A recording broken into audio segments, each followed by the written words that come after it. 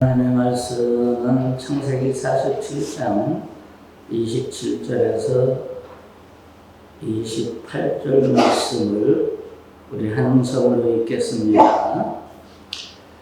이스라엘 족속이 애굽 고센 땅에 거주하며 거기서 생업을 얻어 생육하고 번성하였더라. 야곱이 애굽 땅에 17년을 거주하였으니 그의 나이가 147세라. 아멘. 저는 오늘 본 말씀 중심으로 해서 우리가 사모해야 할 은혜라는 제목을 가지고 말씀을 선포하겠습니다.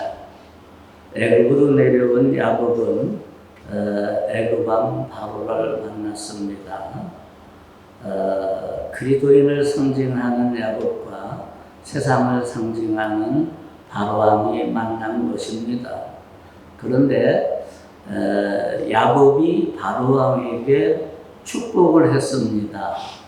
이것은 하나님의 백성의 영적 권세로서 축복을 한 거죠. 상식적으로는 이해가 안 가는 사건입니다. 왜냐하면 이스라엘에서 저 시골에서 양이나 모는 목축업을 하는 야곱하고 세계 최대의 강대국인 애굽의 왕 바로에게 시골의 목축업자가 안수를 하며 축복 기도를 해준다. 이건 상상할 수 없는 일입니다. 도저히 있을 수 없는 일이죠. 그런데 왜 이런 일이 가능하게 됐느냐? 이것은 마치 대한민국의 저 시골 농부가 이름도 없고 얼굴도 까맣게 탄 그런 분이 미국의 대통령에게 안수하고 축복 기도하는 것과 비슷한 이야기인데, 그건 우리가 대한민국의 시골 농부가 미국의 대통령에게 안수하고 축복 기도를 한다는 것은 누가 봐도 이해가 안 가고 있을 수가 없는 일입니다. 그런데도 가능했던 것은 뭐냐? 하나님의 권세로서 야곱이 애굽 왕 바로에게 축복을 한 것입니다. 그래서 이것은 하나님의 권위가 아니고는 도저히 있을 수 없는 일이죠. 그리스도인은 우리에게는 세상을 향해 축복할 수 있는 영적 권세가 있다라는 것을 보여주는 것입니다. 오늘 어쩌면은 이거는 불가능한 일이 가능하게 된 것은 어쩌면 애굽 왕 바로가 하나님을 믿고 있었는지도 모릅니다. 왜 그러느냐?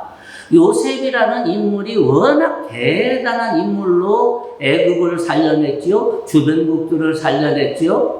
그러다가 보니까 요셉에 대한 것을 바로 왕이 너무나도 잘 알죠. 그러니까 바로 왕은 그 여러 가지 정황을 알고 하나님을 어느 정도는 믿었다라고 저는 그렇게 판단을 하는 겁니다. 그러니까 야곱이 안수를 하고 축복을 기도를 하는 데에도 머리를 디밀고 할 수 있었던 것은 아마 이 바로 왕이 야곱을 선지자나 어떤 제사장쯤으로 알았던 것을 볼 수가 있습니다.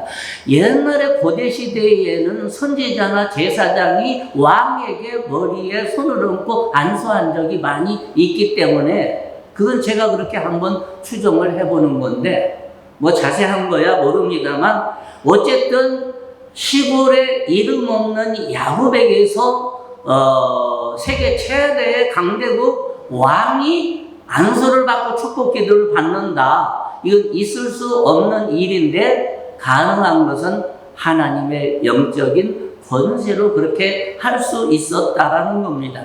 그래서 여러분들도 인간적으로 생각하면 할 수가 없지만 하나님의 권위, 성령의 강력한 능력이 주어지면은 세상을 얼마든지 축복할 수 있다라는 겁니다. 그 축복이라는 것이 영혼이 잘 되는 것이고 예수 믿고 구원 얻게 하는 권세가 우리 예수 믿는 사람들에게 달려 있습니다. 오늘 우리가 읽은 말씀에는 야곱이 받은 은혜와 야곱이 사모하고 있는 은혜가 나오는데, 성경에서 은혜는 하나님의 백성과 자녀들에게 베푸시는 호의, 사랑, 그리고 복을 말합니다. 은혜는 받을 자격이 없지만 주시는 것이고, 대가를 요구하지 않고 주시는 사랑입니다.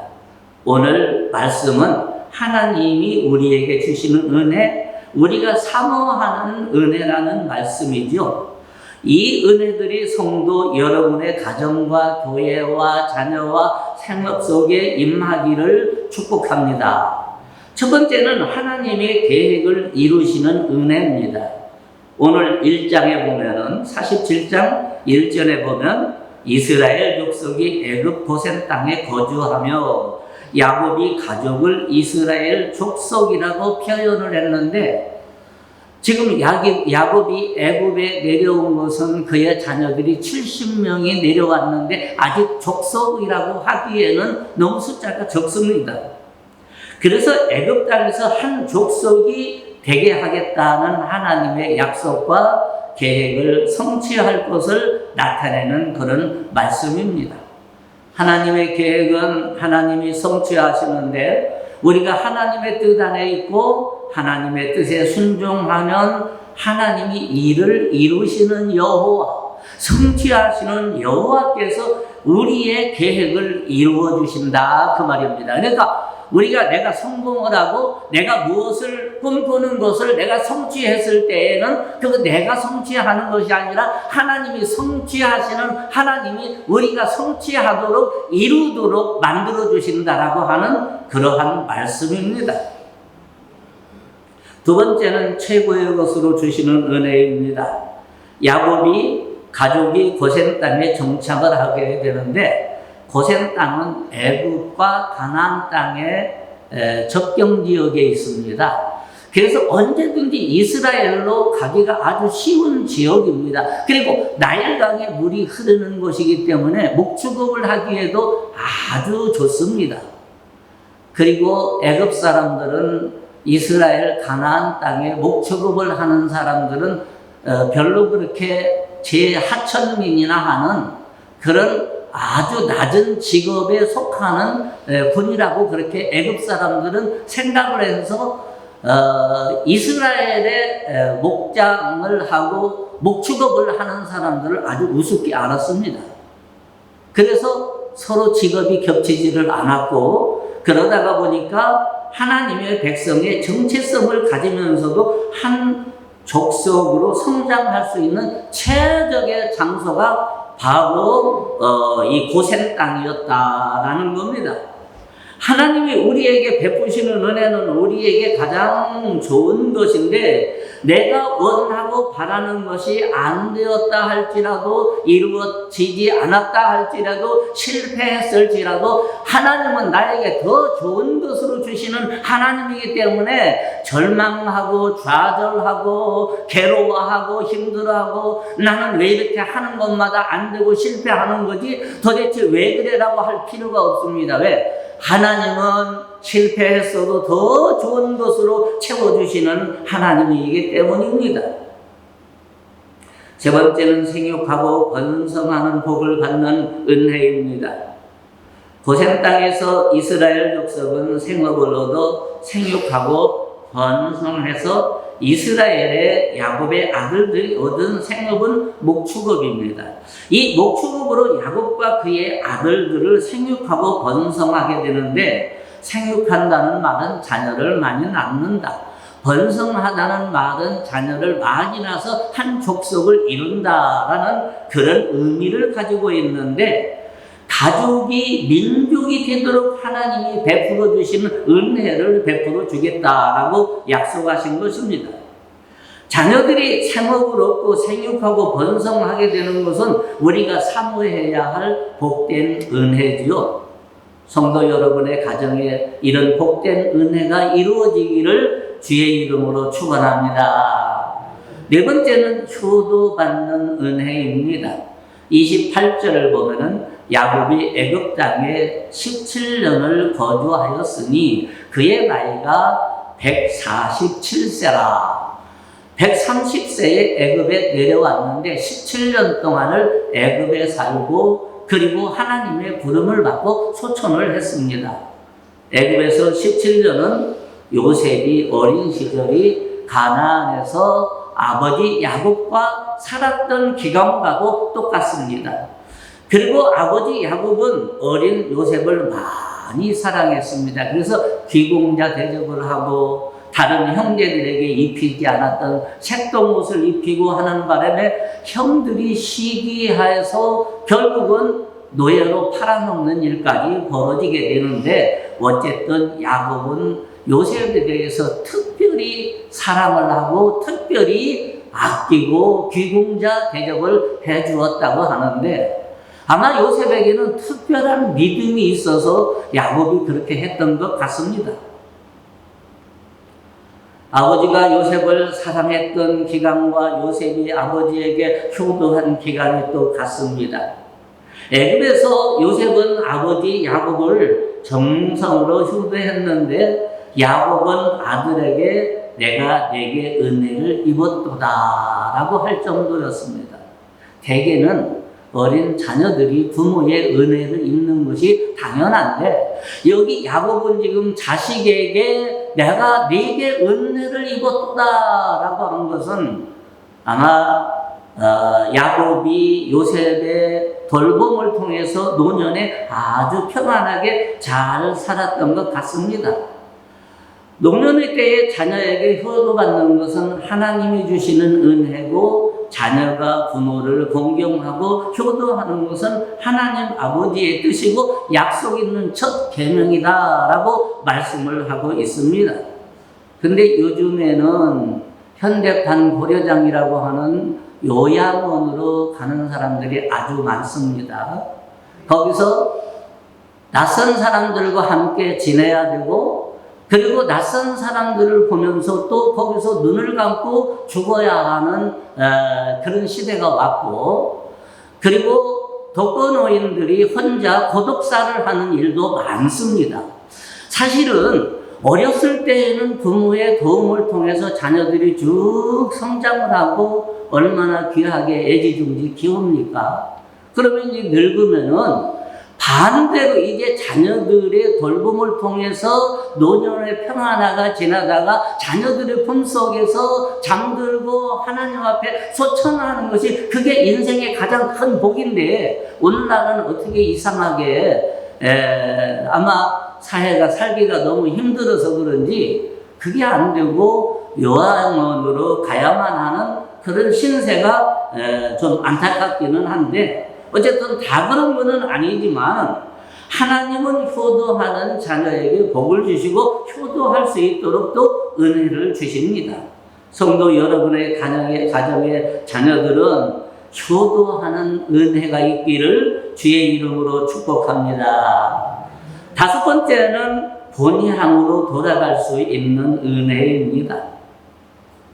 야곱은 요셉에게 당부합니다. 자기가 죽으면 애굽에 장사하지 말고 고향 땅 조상들이 묻혀있는 막벨라굴에 나를 거기 조상들 옆에 묻어달라라고 했습니다.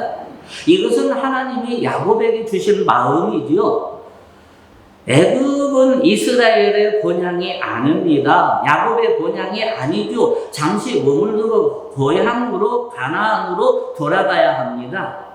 이 부탁을 받은 요셉은 가나안에서 장사하겠다고 보그룹으로 돌아가서 고향에 장사하겠다고 약속하고 맹세를 하죠. 인간의 육신은 고향을 그리워하듯이 영혼의 본향 하늘나라를 그리워하는 것입니다. 그래서 성경은 우리에게 더 나은 본향이 있다. 우리가 살다가 보면 나이가 들면 고향을 그리워하고 고향을 가고 싶어하고 옛 친구들 뛰어놀던 친구들이 또 그리워하고 이렇게 되는 겁니다. 그래서 인간은 회귀 본능이라고 하는 것이 있다고 말하는데 성경은 그 고향보다도 더 나은 본향이 우리에게 있다라고 말씀을 하고 있습니다. 비둘기의 기소 본능은 특별해서 옛날에는 군인들이 전령으로 활용한 적이 많이 있습니다. 한 번은 영국의 부호가 카나리아를 한 마리를 사서 발목에는 금가락지를 끼워주고 머리에는 꽃반을 세워주었는데, 제가 보기에는 동물에게 뭐 그런 걸 자꾸 끼워주고 세워주는 건 불편할 것 같은데, 어쨌든 너무 좋아하고 사랑하다 보니까 있는 거 다 해주고 싶은 겁니다. 그런데 이렇게 해서 18년을 애지중지 키웠는데, 어느 날 화재가 나는 바람에 묶어놓았던 끈이 타는 바람에 카나리아가 날아가 버리고 말았습니다. 이 부자는 눈물을 흘리면서 카나리아를 찾아야 되겠다고 사람을 풀어서 카나리아를 찾았는데, 영국에서 아무리 찾아도 그 카나리아를 찾을 수가 없는 겁니다. 그런데 2개월 후 지나서 카나리아를 아프리카 키나야 지방에서 발견해서 다시 집으로 데려오게 되었는데, 카나리아는 고향을 찾아 4,800km의 아프리카까지 날아간 겁니다. 무려 18년이라는 긴 세월을 이 부자가 길렀는데도 어떻게 고향을 그가 찾아갔을까요? 이거는 미스테리한 일입니다만, 하나님은 인간에게나 동물에게 귀소 본능을 보여주어서 언젠가는 그곳으로 돌아가고 싶어하는 꿈을 찾아서 떠나는 것이 인생이고, 동물도 그런 것이 많습니다. 그래서 동물도 사람도 귀소 본능이 있는데, 성도에게는 귀소 본능이라는 것이 본향이라는 곳을 가고 싶어하고 그곳에 가야만 하는 것이 또 성도라는 사실입니다. 그래서 우리에게는 영원한 본향이 있습니다. 전에 북한 주민 세 가족 21명이 20톤급의 목선을 타고 탈북해서 남한에 귀순한 적이 있는데, 한때는 북한 주민들이 생활이 어려워서 대한민국에 귀순하는 사람들이 많았죠. 그런데 이 탈북 사건은 여러모로 시사하는 바가 큰데, 대규모로 20명이나 배를 타고 왔고, 정치색이 없는 평범한 가족들이 힘을 모아서 10년 전부터 탈출할 준비를 해서 왔다는 겁니다. 이 이야기를 듣고 많은 사람들이 감동을 받게 됐는데, 또한 이들이 탈출한 동기는 우리에게 인생살이의 근본이 뭔가를 깨닫게 했는데, 제일 높으신 분이 70살의 할아버지인데, 그 말에 의하면 생활고 때문에 남아한 것도 있지만은 사실은 내 고향이 남한이다. 그런데 남한에 가서 이제 늙어서 거기서 살다가 거기서 죽기를 원해서 내가 남한으로 내려왔다라는 이야기를 했습니다. 이 말은 본향을 사모해서 남한으로 왔다라는 것입니다. 이 세상 만물이 다 자기가 태어난 곳으로 돌아가고 싶어하는 회귀 본능이 있다는 겁니다. 그래서 연어도 코끼리도 거북이도 본향을 찾아서 수많은 길을 떠납니다. 가다가 죽기도 하지만 결국은 끝까지 살아나서 본향으로 찾아가는 것이 바로 연어와 코끼리, 거북이 대표적인 동물인데, 인간도 우리도 마찬가지라는 겁니다. 언젠가는 우리는 가야 할 아버지 집, 영원한 천국, 하나님이 계시는 그곳, 영원한 본향이 우리에게 기다리고 있기 때문에 우리는 그곳으로 언젠가는 가야 하는 것이 바로 그리스도인의 삶입니다. 그래서 세상을 바라보지 말고 하늘나라를 바라보고 하나님을 바라보고 살라는 겁니다. 이 세상은 잠시 잠깐이라는 거죠. 영적인 의미로 애굽은 그리스도인에게 세상과 같습니다. 세상에서도 그리스도인은 하나님의 은혜와 복을 받습니다. 그렇지만 이 세상의 삶이 좋다고 여기서 언제까지 영원히 살 수는 없습니다. 이 세상이 전부인 것처럼 생각하거나 세상의 죽음은 끝난다라고 생각해서도 안 됩니다. 왜냐? 여러분들에게는 더 좋은 본향이 있기 때문입니다. 그래서 세상에 살면서 악을 쌓지 말고 선을 쌓아야 되는 거예요. 가족에게든 이웃에게든 교인들에게든 친구들에게든 악을 쌓지 말고 선을 쌓는 길이, 그것이 영원한 번향을 사모하는 사람들이 해야 할 일입니다. 우리 영혼의 번향 하늘나라입니다. 하나님의 나라는 우리가 반드시 돌아가야 할 곳이고, 우리는 예수님과 함께 신앙생활을 하다가 예수님을 따라 본향으로 돌아가야만 합니다.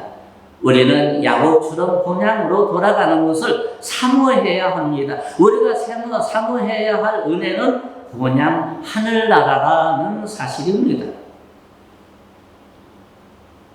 요셉이 야곱을 고향으로 데리고 간 것처럼 예수님은 우리를 하늘나라 본향으로 데리고 가겠다고 약속을 했습니다.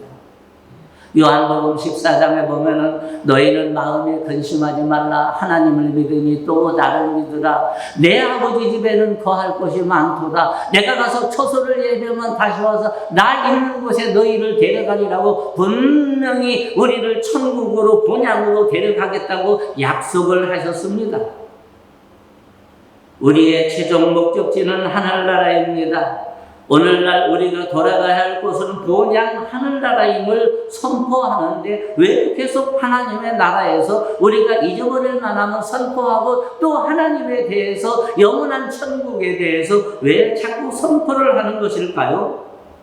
아직도 하늘나라가 믿어지지 않는 사람들이 많고, 예수님이 나의 손을 잡고 하늘나라로 데려간다는 확신과 믿음이 없기 때문에 계속해서 하늘나라에 대해서 하나님은 선포하라고 명령을 했고, 뒤에 종들은 그것을 선포하는 겁니다.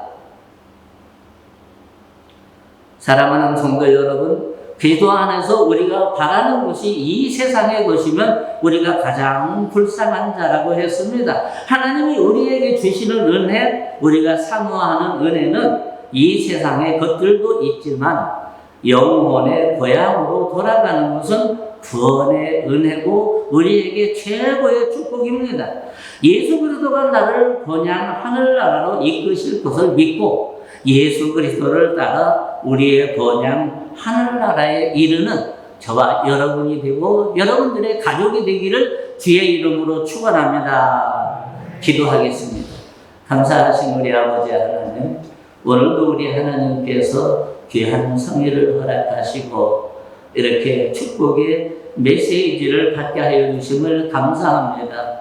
오늘은 우리의 본향이 하나님의 나라고 영원한 나라라고 하는 것을 다시 한번 살펴보았습니다. 그런데 야곱이 세상에 가장 강력한 권세를 가지고 있었던 애굽의 바로왕에게 안수하고 축복 기도를 해 주었던 것은 하나님의 영적인 권위가 우리 크리스찬들에게는 있다고 하는 것을 알 수가 있습니다. 구원할 수 있는 권세, 예수 믿을 수 있는 권세, 하나님의 자녀가 되는 권세, 사람들에게 축복할 수 있는 권세를 가지고 우리가 활용하게 하여 주시고, 우리 하나님이 이 세상을 바라보고 살지 않냐고 영원한 하나님의 나라를 바라봄으로 인해서 하나님께 영광 돌리고 영원한 하나님의 나라에 우리가 다다를 수 있도록 우리 주님께서 끝까지 우리를 지켜주시고 우리의 손을 잡고 인도하여 주시는 역사가 충만하게 나타나게 하여 주시옵소서. 예수님의 이름으로 기도드렸습니다. 아멘.